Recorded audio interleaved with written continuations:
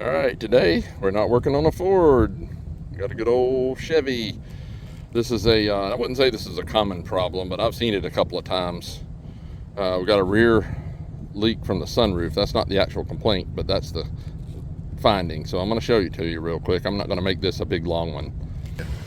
All right, so the customer complaint was that in a big rain recently, they had water out of both the seat belts here on the left and the right on the front, and also out of the overhead console right there. All right, so you would think maybe that's a leak from the front, right? Well, it's not. I tested the front sunroof drains, they flow fine. It's got original windshield, which is not leaking. The sunroof is adjusted properly. These things also have an issue with the seals tearing up a little bit. Not too bad, but a little bit. That's not a problem.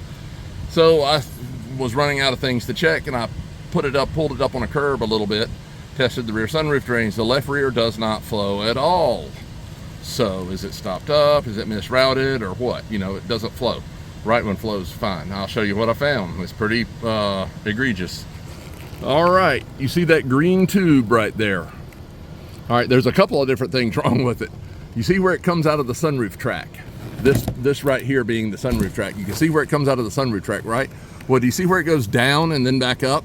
All right, that's not gonna work. But then to top it off, look back there in the back. I'm gonna see if I can zoom it in a little bit. It's kinked. Look at that. Yeah, I got it to focus pretty good. That's kinked, so they've pinned it behind whatever that bolt is. I think that's the airbag. So I'm gonna have to take all this panel and everything down and free that thing up. And I don't know if that kink's gonna come out or if I'm going to have to section it, you know, cut out the kink part and just put a piece of hose there, but I'm gonna be able to salvage it. But hey man, I don't know if this thing was built on a Friday, but when everybody's wanting to go home, or a Monday when everybody's coming in hungover. But yeah, this ain't good, y'all. So I'll show you my finished product. Okay, that might be a little bit better angle there. You can see it it's pinned behind that airbag bolt. I'm gonna have to unbolt it. I can't get it out. All right, so that was like, it wasn't even just kinked a little bit, it's completely mashed. I'm gonna pull it out and see if I can repair it, because they don't have one in stock, and my repair will be just as good as putting a new hose on there, if not better. So I don't think it's totally irredeemable, but let's see.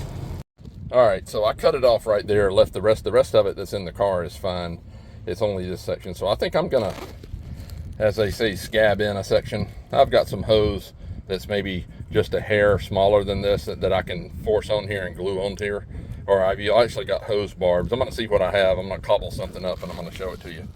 But yep, this will be a good repair. All right, so here's what we're gonna do. We're gonna connect it with one of these two barbs.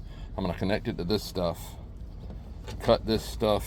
I'm gonna probably go back to the car with this whole thing attached, and then custom cut it to however long I think it needs to be once I've routed it properly, and then just hook it together. I don't think it's going to be a problem. We'll just have one of these. I'm going to use I've got more of both of these, so we'll see. And I'm going to use my good old Kent high-tech clear to seal them in there so they don't leak. They're really a tight fit though, so they won't ever come off. So this is going to be a awesome repair. Just got to get it done. All right, there we go. As you can see, it's a great fit. You see the ribs coming through there, so this won't ever come loose. And now we're going to go custom cut it to account for this piece and get it reinstalled. All right, so there it is. There's the original. Goes over there, goes behind that airbag instead of being clamped down by it like it's supposed to be. And it's connected. There's the piece I added in, and there's the piece there. It connects to the original.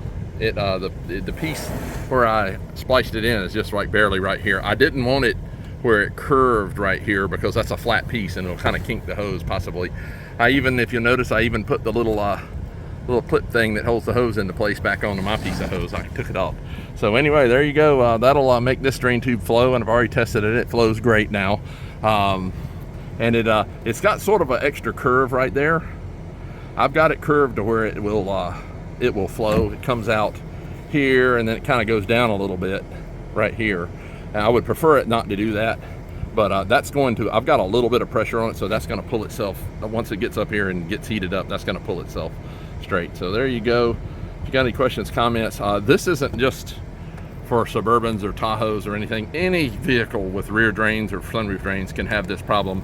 I've done an expedition last week that had one kinked in the front.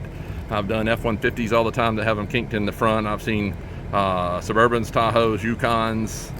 I've seen, you know, any other brand. I don't work on too many foreign brands anymore, but seen it all.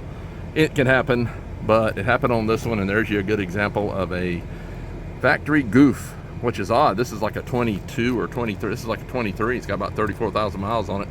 Just showed its head. So questions, comments, talk to me.